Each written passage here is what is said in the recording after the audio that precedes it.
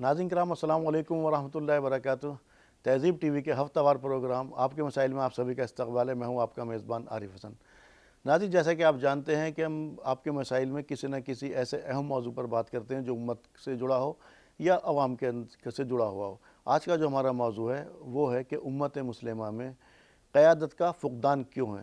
کیونکہ اگر ہم کہیں بھی دیکھیں، چاہے قومی سطح پر دیکھیں یا بین الاقوامی سطح پر دیکھیں، کہ ہمیں امت مسلمہ کے اندر جو ہے قیادت کا فقدان نظر آتا ہے، اور اس کے جو ہے بہت زیادہ مضر اثرات بھی پڑتے ہیں۔ دیکھیے، اگر کسی قوم کو تباہ کرنا ہو، اس کی معاشی حالت، تعلیم اور اس کا تعلیم چھین لیجئے، معاش چھین لیجئے اور اس کی قیادت کو ختم کر دیجئے، تو سب سے بڑی چیز جو آج ہم بات کریں گے قیادت کا فقدان کیوں ہو، یا اس کو کس طرح سے پور کیا جائے، یا اس کے کس طرح سے سماج پر یا امت پر مضر اثرات پڑے ہیں۔ تو اسی سب پر بات کرنے کے لیے میرے ساتھ ایک پورا پینل موجود ہے۔ آئیے میں اس سے آپ کو متعارف کرا دیتا ہوں۔ ناظرین، میرے سب سے پہلے مہمان ہیں سید تحسین احمد صاحب، جو صدر ہیں دہلی پردیش کے سوشلسٹ پارٹی آف انڈیا سے۔ تحسین صاحب، آپ کا بہت بہت خیر مقدم۔ میرے دوسرے مہمان ہیں قاسم سید صاحب، جو ایڈیٹر ہیں روزنامہ خبریں سے۔ سید صاحب، آپ کا بھی بہت بہت خیر مقدم۔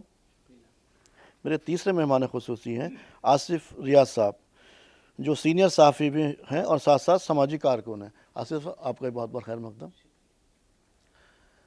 اگر میں سب سے پہلے قاسم صاحب آپ سے ہی جاننا چاہوں کہ جیسے میں نے بات کی کہ امت میں قیادت کا فقدان کیوں، لیکن اس سے پہلے اگر میں آپ سے ایک اور سوال کرنا چاہتا ہوں کہ امت ہے کیا، یا اس کا امت کا مطلب کیا ہے؟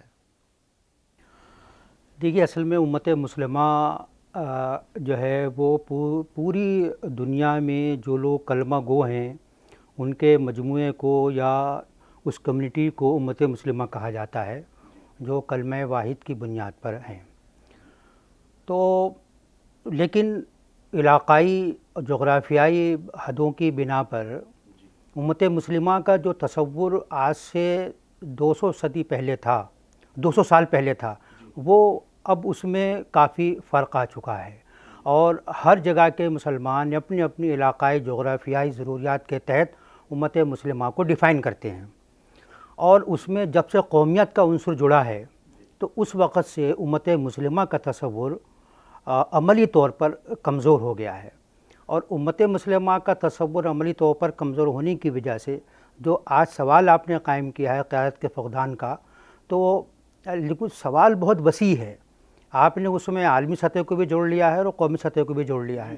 میں سمجھتا ہوں کہ ہم دونوں کا الگ الگ طریقے سے تجزیہ ہمیں کرنا چاہیے۔ الگ الگ اس پر ہی ہم تجزیہ کریں گے، لیکن سب سے پہلے تو امت کا سوال ہو رہا نا۔ اس وقت موجودہ دور میں جیسے بھی آپ نے کہا کہ قومیں نظر آتی ہیں لیکن کہیں بھی امت نظر نہیں آتی۔ جی، آپ کی بات بالکل صحیح ہے۔ دوسری جنگ عظیم کے بعد جب خلافت عثمانیہ کا خاتمہ ہوا اور مسلم ایک عالمی سطح پر جو خلافت قائم تھی، اس کے جب سیاسی ضرورتوں کے تحت مغربی طاقتوں نے ٹکڑے ٹکڑے کر دیے، چھوٹے چھوٹے علاقوں میں بانٹ دیا، اس کے بعد سے وہ آپ جو بات کہہ رہے ہیں اور جو میں نے آپ سے بات کہی تھی کہ علاقائی مفادات اس امت مسلمہ کے تصور پر حاوی ہوتے چلے گئے، اور ان مغربی طاقتوں نے خلافت عثمانیہ کے خاتمے کے بعد چھوٹے چھوٹے ٹکڑوں میں جب مسلم ریاستوں کو بانٹا تو وہاں پر ان کی ضروریات کو پورا کرنے والی لیڈرشپ مسلط کی گئی۔ اور آپ دیکھیے کہ مغرب کا جب دوہرا رویہ ہوا کہ اس نے عرب ملکوں میں بادشاہت کو جمہوریت پر فوقیت دی، لیکن دیگر ممالک میں اس نے جمہوریت کے سہارے سے مسلم ملکوں کو دبانے کی کوشش کی۔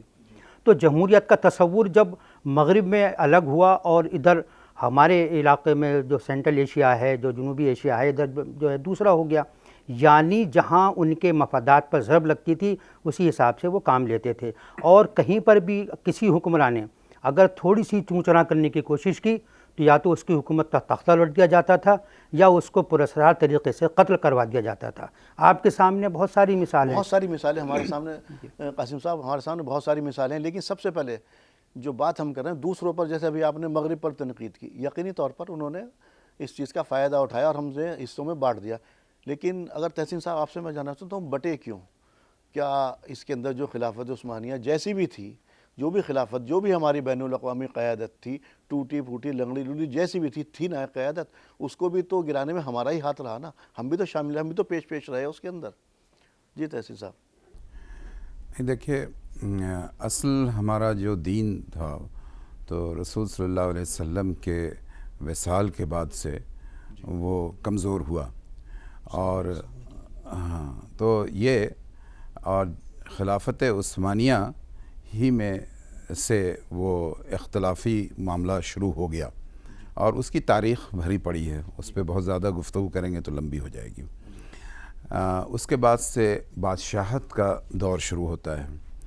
بادشاہت کو ہم لوگوں نے ایک اسلامی گویا کہ حکومت کے طور پہ لیا کہ یہ ایک اسلامی حکومت ہے، اور بادشاہ کو بھی ایک بڑے ہی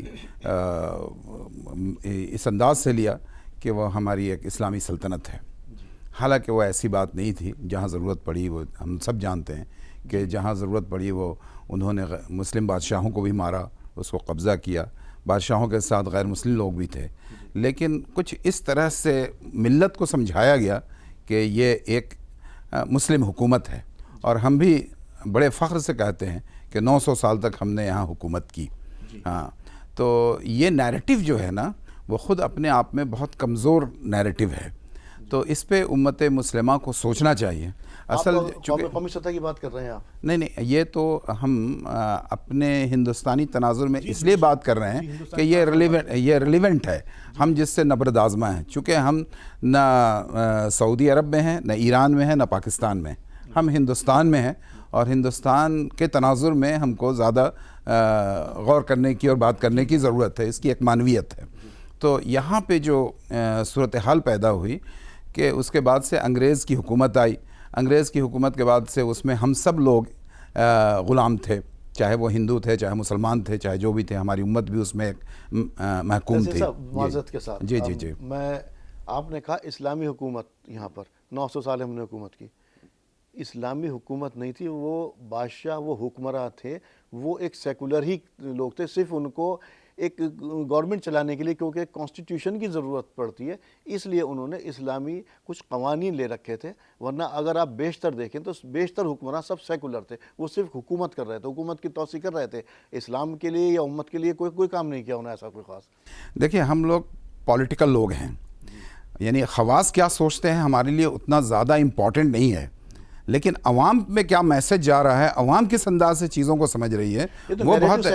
ہاں تو یہ چیز جو سمجھایا گیا ہے کہ مسلمانوں نے اس ملک میں حکومت کی ہے 900 سال تک، اور اس کو پینٹ کیا جاتا ہے کہ یہ ایک اسلامی حکومت ہے. حالانکہ اسلامی حکومت اور مسلم حکمراں میں بہت زمین و آسمان کا فرق ہے، وہ ہم جانتے ہیں. ہاں لیکن یہ کہ عوام جس طرح سے سوچتی ہے اس کی بات میں کر رہا ہوں.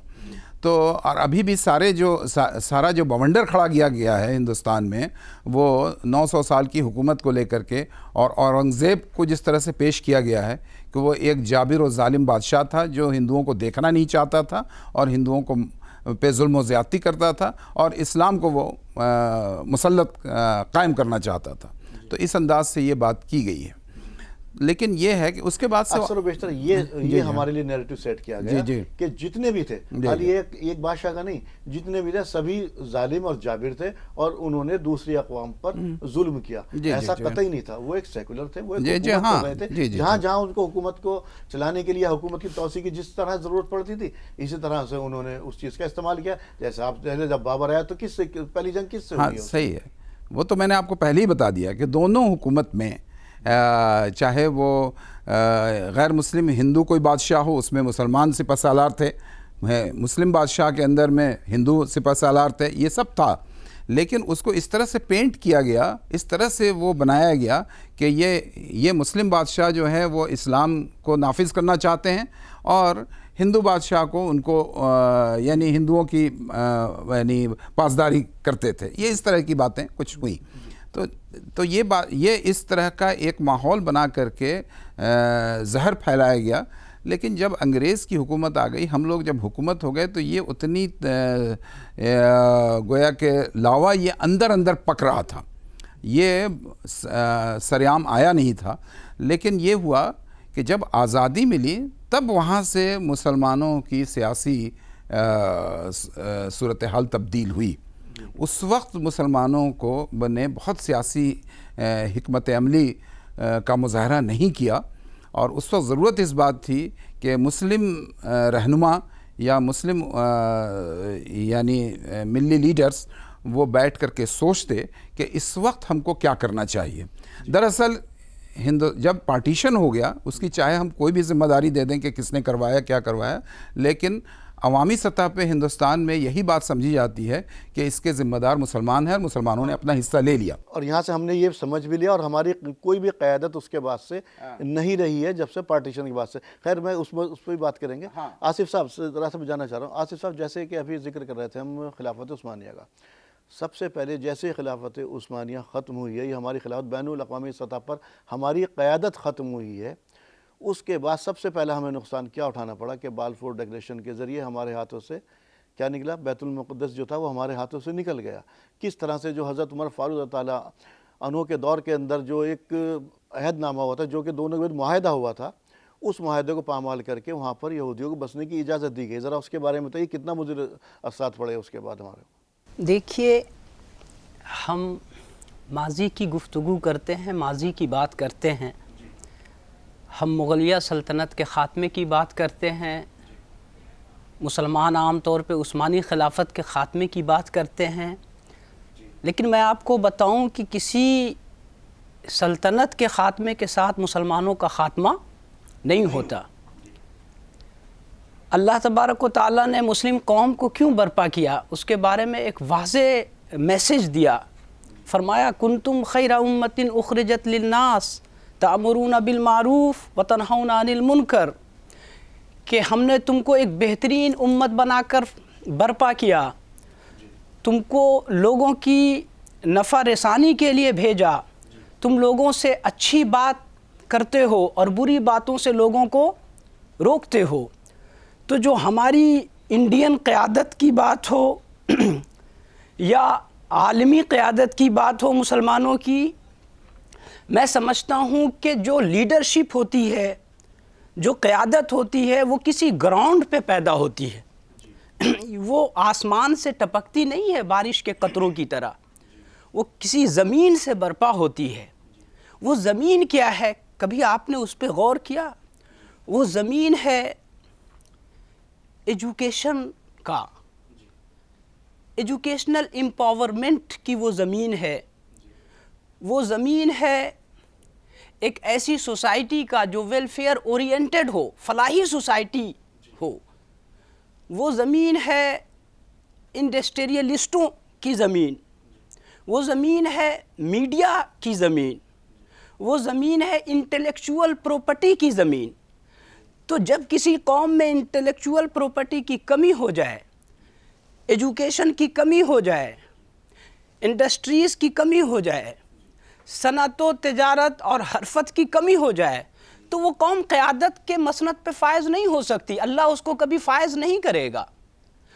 تو میں یہ سمجھتا ہوں کہ مسلمانوں کے لیے عالمی طور پہ جو کام کرنے کا ہے وہ یہ ہے کہ وہ لیڈرشپ کے لیے جو گراؤنڈز ہیں، جو زمین ہے، اس کی زرخیزی کے لیے کام کرے. وہ اس کی جب کریں گے آصف صاحب، جب کوئی قیادت ہوئی کہاں نظر آ رہی ہے آپ کو؟ یہ سمجھ لیجیے، دیکھیے انڈونیشیا سے لے کر کے پورا یہ ایریا ہے، یہ سعودی عرب اور جتنا بھی گلف کا ایریا ہے، پوری ایک بیلٹ ہے یہ. اس کے اندر کہیں آپ کو کوئی قیادت نظر آ رہی؟ جتنے بھی حکمراں ہیں آپ کے، جن کو آپ حکمراں کہتے ہیں، سارے سیکولر حکمراں ہیں. کوئی بھی آدمی اسلامی حکمراں کوئی ہے یہاں پر؟ کون آدمی قیادت کرے گا ان میں؟ اور یہ اکثر و بیشتر آپس میں دست و گریب آ رہے ہیں. دیکھیے، میں آپ کو بجا فرمایا آپ نے، لیکن میرا جو اوپینین ہے وہ یہ ہے کہ ہم ابھی جس مرحلے میں ہیں وہ ہمیں انڈیویجول لیول پہ سوچنا ہوگا. کسی نے کہا تھا کہ افراد کے ہاتھوں میں ہے اقوام کی تقدیر، افراد کے ہاتھوں میں ہے اقوام کی تقدیر، ہر فرد ہے ملت کے مقدر کا ستارہ. تو یہاں ہمیں انڈیویجول کو تیار ہونا ہوگا. قومی سطح پر کوئی نہیں ہے اس پوری بیلٹ کا کوئی قیادت کرتا ہوا نظر آتا ہے آپ کو؟ پوری OIC کیا ہے آپ کے پاس؟ OIC کوئی سنتا ہے آپ کی؟ کہاں سنتا ہے آپ کی؟ نہ 3 میں نہ 13 میں کوئی کہیں گنتی نہیں ہوتی ہماری. اتنی بڑی تعداد ہے, ہر 5واں آدمی مسلمان ہے. کون پوچھتا ہے آپ کو؟ کسی پالیسی کا آپ حصہ ہیں, کسی انٹرنیشنل پالیسی کا؟ جب چاہے, جب جو جس کا جی چاہتا ہے, اپنے مفاد کی خاطر کبھی آپ کو کھڑا کر دیا, کبھی آپ کو رون دیا گیا. نہیں, دیکھیے اس میں ایک بات جو میں یہ کہنا چاہوں گا کہ ہمارے یہاں انڈیویجول لیول پہ, انفرادی طور پہ وہ بگاڑ پیدا ہوا ہے. دیکھیے لیڈرشپ ابھرتی ہے انڈیویجول سے, لیڈرشپ آسمان سے نہیں ٹپکتی. میں پھر کہتا ہوں, اقبال نے کہا تھا کہ اس نے کہا تھا سبق پھر پڑھ, شجاعت کا, عدالت کا, صداقت کا, لیا جائے گا تجھ سے کام دنیا کی امامت کا. تو آپ یہ بتائیں, آپ نے اپنی سوسائٹی کو, اپنے انڈیویجولز کو, اپنے لوگوں کو شرافت کا سبق پڑھایا, صداقت کا سبق پڑھایا, عدالت کا سبق پڑھایا؟ کیا ایسے افراد ہمارے ہاں ہیں؟ کیا وہ ہمارا؟ اقبال نے اس وقت یہ بھی کہا تھا کہ موجودہ دور میں مجھے کہیں کوئی امت نظر نہیں آتی, صرف یہ قومیں نظر آتی ہیں, صرف یہ نیشنلسٹ نظر آتے ہیں. یہ دیکھیے ہم 18ویں صدی میں نہیں ہیں, ہم تو اس 21ویں وقت تو حال اس سے بھی بدتر ہے ہمارا. ہم 21ویں صدی میں ہیں, اور 21ویں صدی کی ضروریات الگ ہیں. آج کی ضروریات الگ ہیں. میں سمجھتا ہوں اس سب چیزوں کو, ہم بھی سمجھ رہے ہیں, لیکن کسی وقت کوئی سا بھی رہا ہو, ایک قیادت کی ضرورت ہمیشہ رہے گی. ابھی قاسم صاحب, میں آپ سے جاننا چاہ رہا ہوں گا, اس وقت جو ہندوستان کی حالت ہے یہاں پر, جیسے ابھی آپ نے ڈیوائیڈیشن کا نام لیا, اس کے بعد مسلمان ہمیشہ ایک ووٹ بینک رہا, ہمیشہ کسی نہ کسی کے ساتھ رہا. کوئی قیادت رہی ہے؟ کیوں؟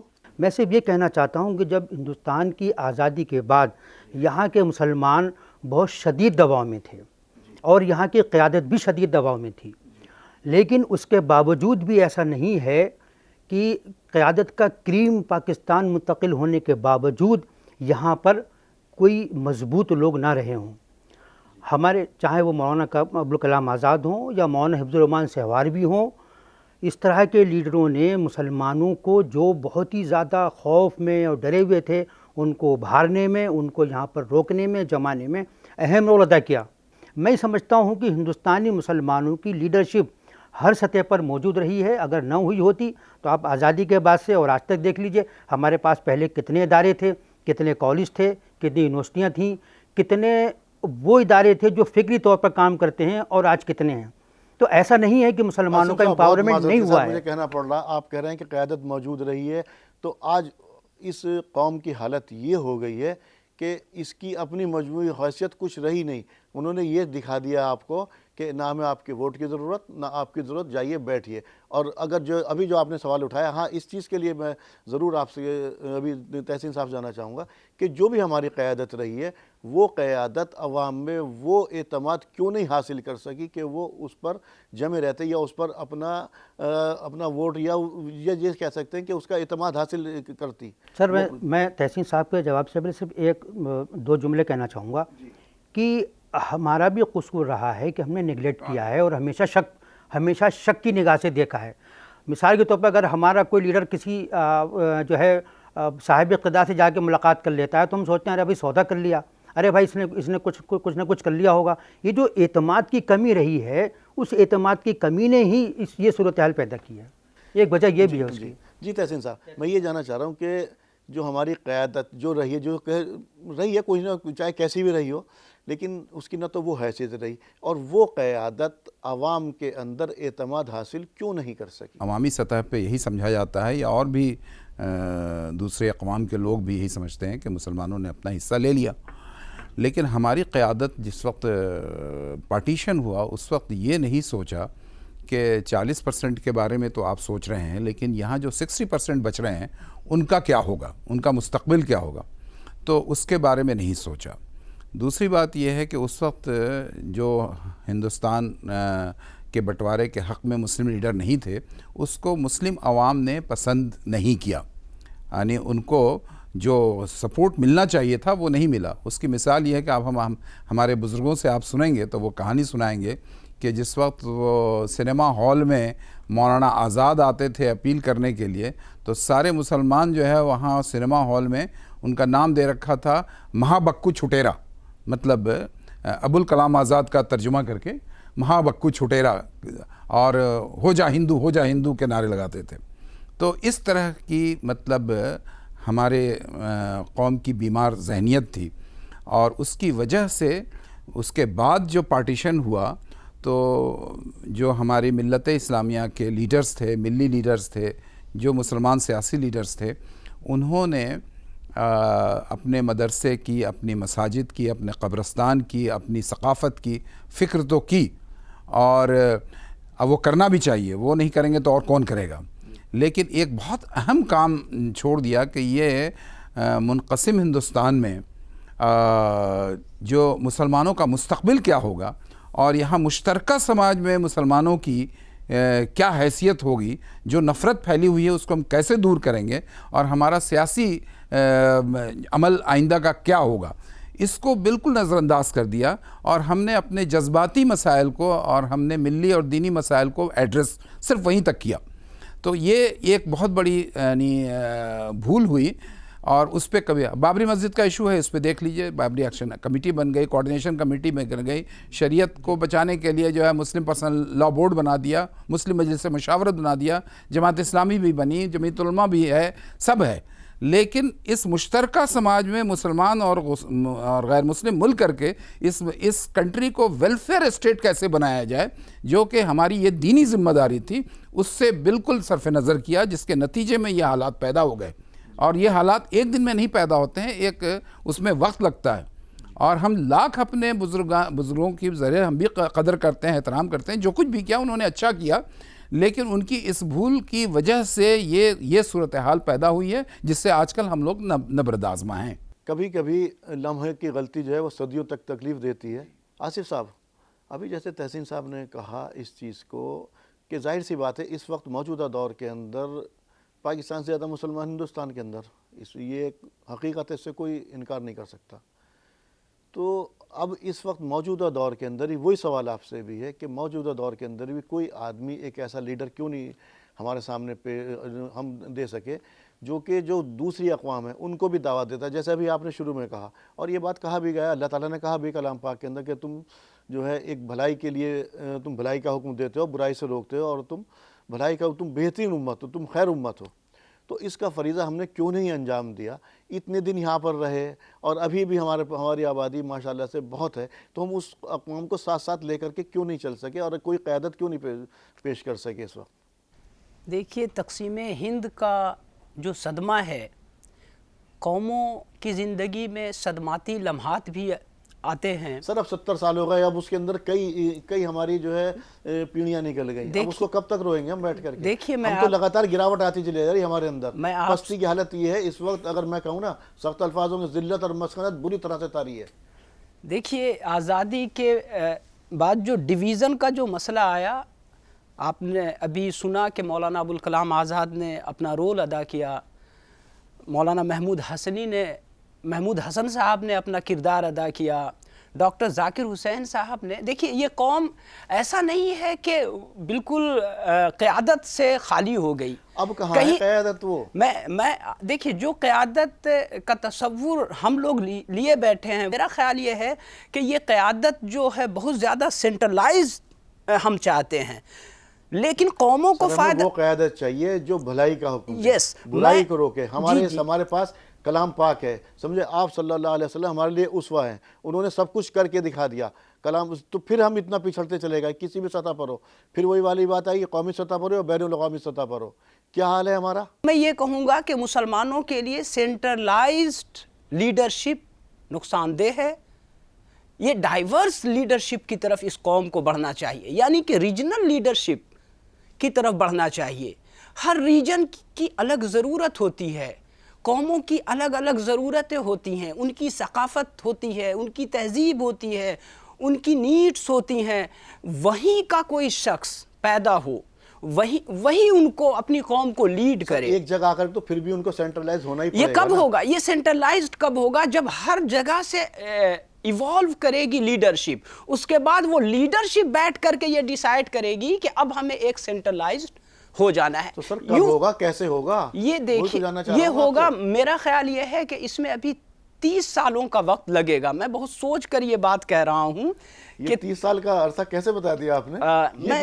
یہ آپ کو کیسے معلوم ہو گیا 30 سال کا عرصہ؟ 30 سال کا وقفہ اس لیے میں بتا رہا ہوں کہ ابھی ہماری قوم میں ایک بڑی تبدیلی آئی ہے ایجوکیشن سے متعلق. ایجوکیشن جو ہے وہ انسان کے لیے، قوموں کے لیے پاور ہے. اسی طرح میں دیکھ رہا ہوں کہ ہماری سوسائٹی میں ٹیکنالوجی کے تعلق سے لوگوں میں بیداری آئی ہے. اسی طرح میں یہ دیکھ رہا ہوں کہ لوگ ہمارے ہاں بہترین جرنلسٹ، اگر آپ انگریزی نیوز پیپرز کو پڑھیں تو میں دیکھ کر حیران رہ جاتا ہوں کہ پسماندگی کی اس حالت میں بھی درجنوں ایسے مسلم نوجوان ہیں جو بہترین انگریزی میں نیشنل انٹرنیشنل نیوز پیپرز کے لیے رپورٹنگ کرتے ہیں اور لکھتے ہیں. تو یہ ایک تبدیلی کا اشارہ ہے، اور اگر اس تبدیلی کے اشارے کو میں صحیح سے پڑھ پا رہا ہوں تو مجھے لگتا ہے کہ 30 سال میں حالات بدلیں گے اور ہم اس پوزیشن میں بھی آئیں گے. ابھی ہم ایوالونگ پوزیشن میں ہیں، یعنی کہ ہماری لیڈرشپ ارتقا پذیر ہو رہی ہے. نہیں ہے نا امید اقبال اپنی کشت ویراں سے، نہیں ہے نا امید اقبال اپنی کشت ویراں سے، ذرا نم ہو تو یہ مٹی بہت زرخیز ہے ساقی. تو میں بہت اطمینان میں ہوں اور مجھے پوری امید ہے کہ یہ قوم پھر سے جاگے گی اور یہ ایوالو کرے گی، ترقی کے منازل کو طے کرے امید پر گی. تو دنیا قائم ہے اور نا امیدی کفر ہے. تحسین صاحب، ہماری لیڈرشپ کی جو بھی ہے یا جو بھی تھی یا اس وقت بھی دوسری اقوام کو ساتھ لے کر کے کیوں نہیں چل پائی؟ کیوں نہیں یہ نہیں بتا پائی کہ ہم جو ہے تمہارے لیے، جو ہمارے لیے حکم آیا تھا کہ تم خیر امہ ہو اور تم بھلائی کا حکم دیتے ہو، برائی سے روکتے ہو، کہ ہم آپ کو خیر کی بات بتا رہے ہیں، آپ کے بھلائی کی بات بتا رہے ہیں آپ کو. کیوں نہیں جب تک ہم دوسری اقواموں کو ساتھ نہیں لے کر کے چلیں گے تب تک یہاں پر گزارا نہیں ہوگا. مسلمان کو ایک فریضہ دیا گیا ہے کہ تم کو دنیا میں یہ کام کرنا ہے، بھلائی کا حکم دینا ہے، برائی سے روکنا ہے. حکم کا مطلب ترغیب دینی ہے. تو یہ ایک اجتماعی ذمہ داری ہے. اب ایسا لگتا ہے کہ ہم نے اس اجتماعی ذمہ داری کو ایک فرض کفایہ سمجھ لیا. یہ ہر فرد کی ذمہ داری ہے. جی، میں یہی عرض کر رہا ہوں کہ ہر فرد کی ذمہ داری تھی، لیکن ہم نے اسے فرض کفایہ سمجھ کے اپنی ذمہ داری، اب خود کو اس ذمہ داری سے الگ کر لیا. پہلی بات تو یہ ہے. دوسرا یہ ہے کہ ہم سیاسی زیادہ ہو گئے، یعنی ہمارا 24 گھنٹہ جو ہے وہ سیاسی ادھیڑ بن میں زیادہ لگنے لگا. ہماری جو لیڈرشپ جس کی آپ بات کر رہے ہیں، وہ لیڈرشپ کا مطلب ہم پولیٹیکل لیڈرشپ سمجھتے ہیں. جی. اور پولیٹیکل لیڈرشپ سے ہم اگر یہ امید کریں کہ وہ یہ فریضہ بھی ادا کرے تو میں سمجھتا ہوں کہ یہ ہماری سادہ لوہی ہوگی. کیونکہ سیاست 24 گھنٹے کرنے والا کام ہے. اسی طریقے سے جیسے سیاست 24 گھنٹے کا کام ہے، ایسے ہی یہ خیر امت والا کام بھی 24 گھنٹے کا ہے. عبادت بھی 24 گھنٹے کی ہے. عبادت بھی 24 گھنٹے کی ہے. بدقسمتی یہ ہے کہ ہم ایک اچھے پڑوسی، ایک اچھا شوہر، ایک اچھا باپ، ایک اچھا کہنا چاہیے کہ ایک سماج کا ایک ذمہ دار شہری خود کو پیش کرنے میں ناکام رہے ہیں. اس کی بہت ساری وجوہات ہیں. جیسا کہ میں نے کہا، یہ ہوا مذہب کا تصور ہم نے اتنا سمجھ لیا ہے، دین کا تصور، 5 وقتی نماز پڑھی بات ختم ہو گئی. یا روزہ رکھ لیا، نماز کر لی، نماز پڑھ لی، روزہ رکھ لیا، زکوٰۃ دے دی، حج کر لیا اگر ہمارے پاس اتنا ہوا. تو یہ تمام تر چیزیں یہ مظہر ہیں یہ اسلام کے. دیکھیے، اصل میں اسلام میں جو جتنے مکاتب فکر ہوئے، ان مکاتب فکر کی میں اس طرح کے لوگ بھی سوچنے والے ہیں کہ نماز روزہ کر لو اور اتنی بار یہ کر لو، اتنی بار یہ کام کر لو، بس جنت پکی ہے. جب جنت اتنی سستی اور اتنی پکی ہو جائے تو پھر آدمی کو اتنی محنت کرنے کی کیا ضرورت ہے؟ 2 حصوں میں بڑھ گیا ہے یہ چیزیں. نہیں، کئی حصوں میں بٹی ہے. نہیں، 2 حصوں میں بڑھ گئی چیزیں. ایک آدمی نے روزہ نماز کیا، تمام تر ایک ہمارے یہاں جو افراد پائے جاتے ہیں وہ 2 طریقے کے. ایک جو روزہ نماز کیا کہ ہاں بس ٹھیک ہے دین اتنا ہی تھا. ایک نے کیا کیا اس کو حقوق العباد کے اندر کہ ہاں بھائی جھوٹ مت بولو، پڑوسی کا خیال رکھو اور یہ کرو. ایک طرف تو یہ والا طبقہ ہے جو کہ حقوق العباد کا خیال رکھ رہا، اپنے پڑوسیوں کا خیال رکھ رہا، بیمار کی کسی کی تیمارداری کر رہا جا کر کے، تو یہ دین سے دور ہے. اور جو دینی طبقہ ہے اس کے اندر سے یہ تمام اخلاق، یہ والی پستی اس کے اندر ہے. جو دین ہے وہ حقوق اللہ اور حقوق العباد میں بٹا ہوا ہے. یعنی حقوق اللہ بھی ہیں اور حقوق العباد بھی ہیں. حقوق اللہ میں وہی سب آتا ہے یعنی جو ذمہ داریاں ادا کی گئی ہیں، صرف نماز روزہ نہیں آتا، یعنی خیر امت جو بنایا گیا ہے وہ بھی ایک ذمہ داری ہے، وہ حقوق العباد میں بھی آتی ہے، حقوق اللہ میں بھی آتی ہیں۔ اللہ نے ایک ایسا آپ کے ذمہ داری عائد کی جس کا آپ کو جواب دینا پڑے گا۔ تو حقوق اللہ کو اور حقوق العباد کو ہم نے الگ الگ بانٹ دیا، کچھ لوگ حقوق العباد کے پیچھے لگ گئے، کچھ لوگ حقوق اللہ کے پیچھے لگ گئے، اور اس افراط و تفریط نے یعنی دو انتہاؤں کے درمیان ہم بٹے ہوئے ہیں۔ ہمیں اعتدال کا راستہ، توازن کا راستہ، میانہ روی کا راستہ اختیار کرنا ہوگا۔ اس وقت موجودہ دور کے اندر ہم ہندوستان کے اندر ہیں، ہم اس وقت فی الحال میں قومی سطح کی بات کروں گا، اس وقت ایک ہماری لیڈرشپ ابھرے یا لیڈرشپ کے اندر کیا کیا چیزیں ہونی چاہیے، اور وہ آ کر کے کس طرح سے سب کو ساتھ لے کر کے چلے، اور یہ نہیں صرف نعرہ نہ ہو سب کو ساتھ لے کر کے چلنے کا، وہ عمل کر کے دکھائے، اپنے کردار سے دعوت دے۔ تو ذرا اس کے بارے میں کچھ بیان کیجئے، کس طرح سے ہونا چاہیے؟ دیکھیے، اللہ تعالیٰ نے مسلمانوں کو ایک نافع قوم کے طور پہ بھیجا ہے اس سرزمین پہ، اور منصب امامت پہ فائز کیا ہے۔ امامت کی خصوصیات کیا ہوتی ہے؟ بہت خوبصورت ہو، بہت ذی علم ہو، بہت متقی پرہیزگار ہو، اس کے اندر وہ تمام اخلاق و کردار ہوں جو معیاری ہوں۔ تو ظاہر ہے کہ اس کردار کو ہم نے فراموش کر دیا ہے اور ایک رسمی عبادت میں اسلام کو محدود کر دیا ہے، تو اس کی وجہ سے یہ مسائل پیدا ہو گئے ہیں۔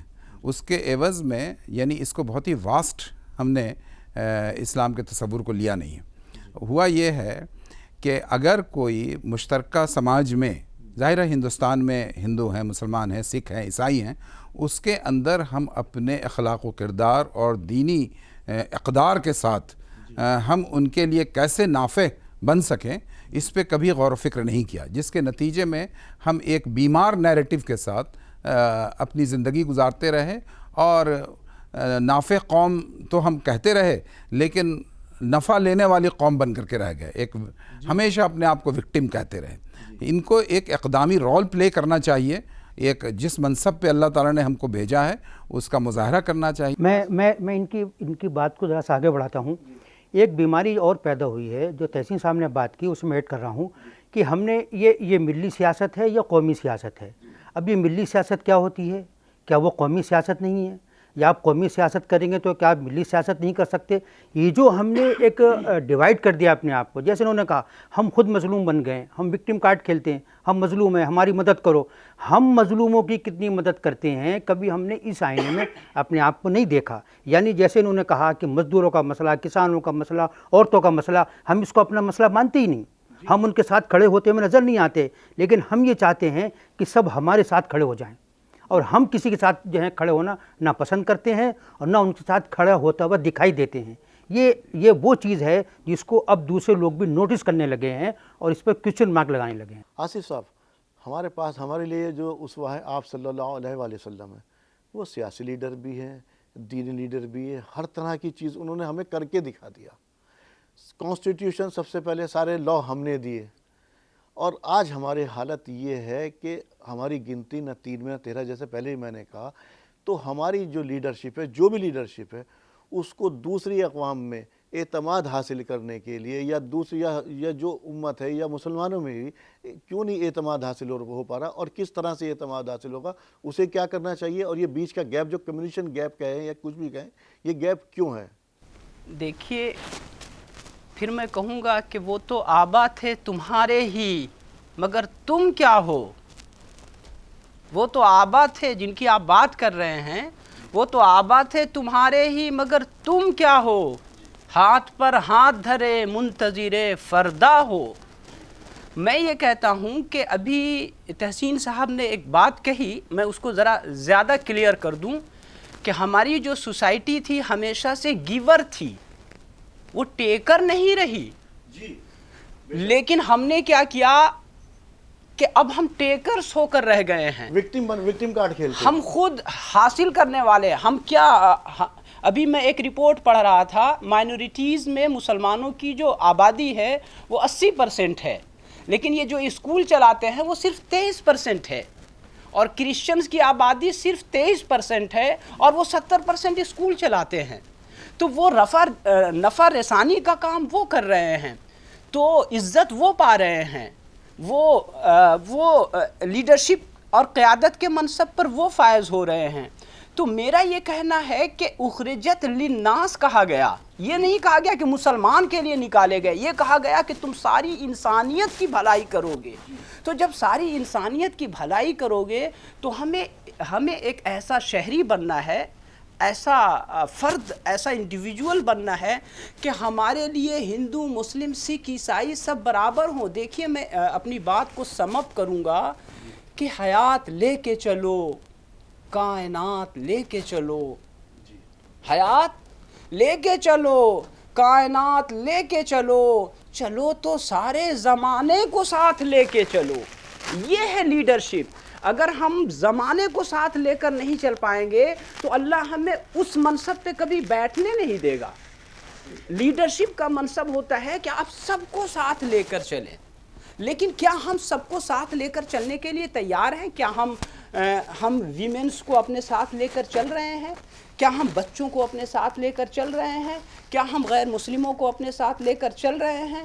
کیا جو گاؤں میں پچھڑے ہوئے لوگ ہیں، بچھڑے ہوئے لوگ ہیں، کیا ہم ان کی بھلائی اور ان کی نفع رسانی کے لیے سوچ رہے ہیں؟ تو میں یہ کہتا ہوں کہ ابھی ہمیں جو کرنا ہے وہ یہ ہے کہ جس گراؤنڈ پہ لیڈرشپ تیار ہوتی ہے، یعنی ایجوکیشن کا گراؤنڈ، یعنی انڈسٹری کا، صنعت کا گراؤنڈ، یعنی تجارت کا گراؤنڈ، میڈیا کا گراؤنڈ، ٹیکنالوجی کا گراؤنڈ، ہم جرنلزم کا گراؤنڈ، یہ سارے گراؤنڈس ہیں جہاں سے لیڈرشپ اور جو قیادت ہے وہ ابھرتی ہے۔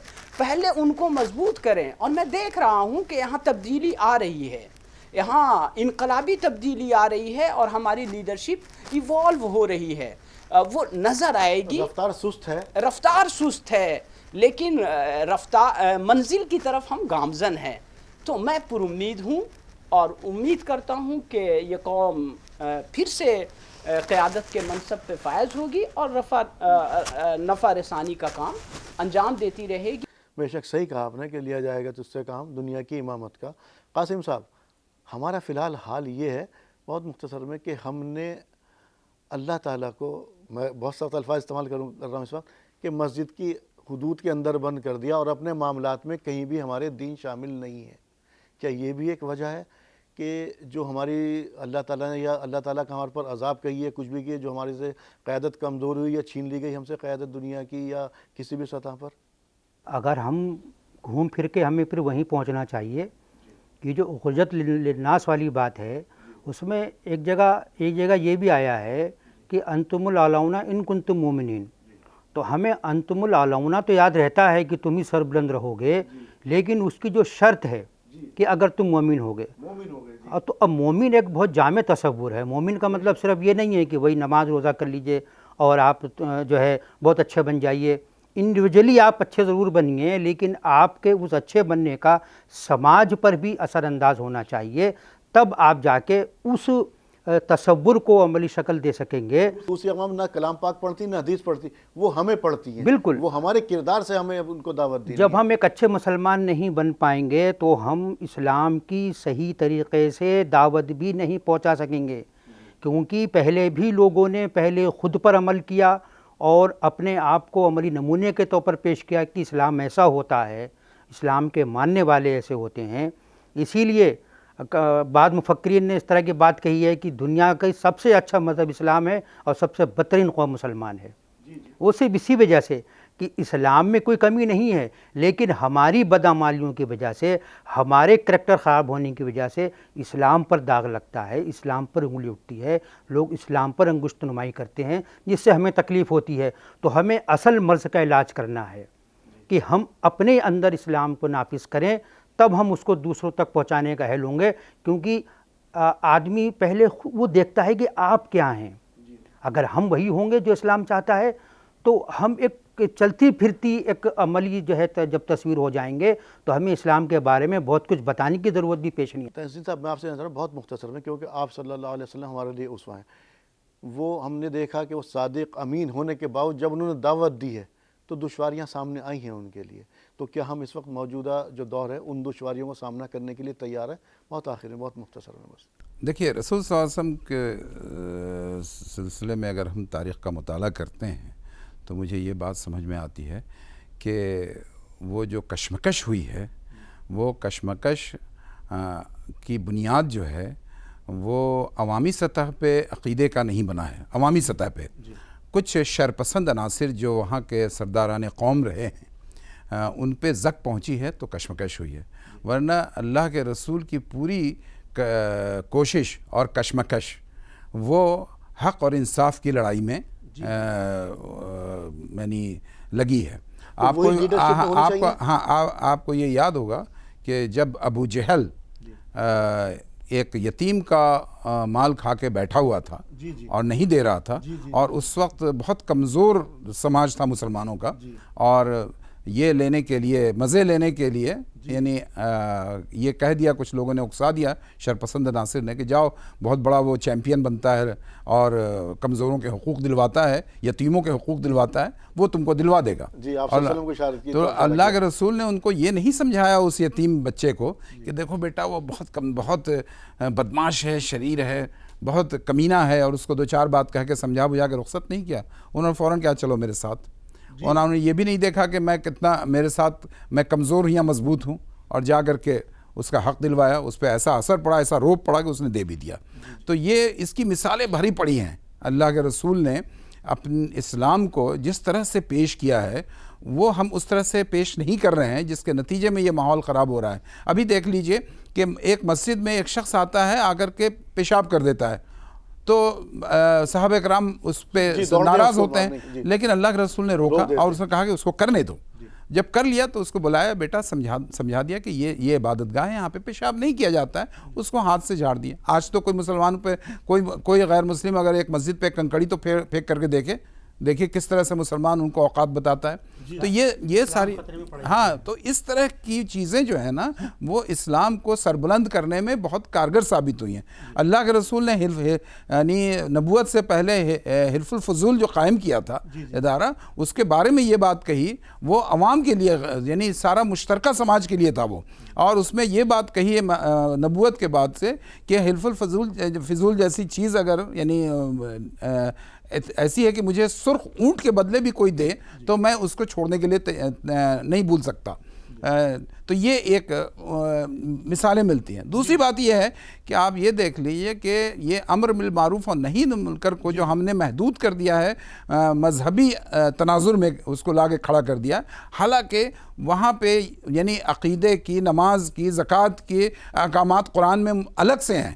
امر بالمعروف اور نہی عن المنکر کا جو فریضہ انجام دینا ہے کہ مسلم سماج کے اندر ایک ایسا گروہ ہونا چاہیے جو بھلائی کا حکم دے, برائی کو روکے. اب بھلائی کیا ہے بھائی؟ جس کو پوری انسانیت بھلائی سمجھتی ہے. اب برائی وہ ہے جو پوری انسانیت اس کو برائی سمجھتی ہے. لیکن افسوس کی بات یہ ہے کہ مسلمانوں نے یا تو نہیں سمجھا ہے یا اس پہ پردہ ڈالا ہے کہ حقوق اللہ کے نام پہ عبادات, مسجد بنانا اور دیگر عبادات کے سلسلے میں تو خوب یعنی رہے ہیں, سنجیدہ رہے ہیں اور ہونا بھی چاہیے, لیکن یہ ہے کہ حقوق العباد کو انہوں نے بالکل اس سے صرف نظر کیا ہے اور اس کو ادا نہیں کیا ہے, جس کے نتیجے میں ہمارا آدھا اسلام پیش ہوا ہے. اور آدھا اسلام یا آدھی کوئی چیز ہوتی ہے تو بڑی خطرناک ہوتی ہے. جی قاسم صاحب, بہت مختصر, بس مشکل 30 سیکنڈ کے اندر موجودہ دور کے اندر ہمیں کس تمام تر چیزیں ابھی تحسین صاحب نے بیان کی, اس وقت جو ضرورت ہے وہ کیا ہے؟ بہت مختصر ہے, بس 30 سیکنڈ میں. دیکھیے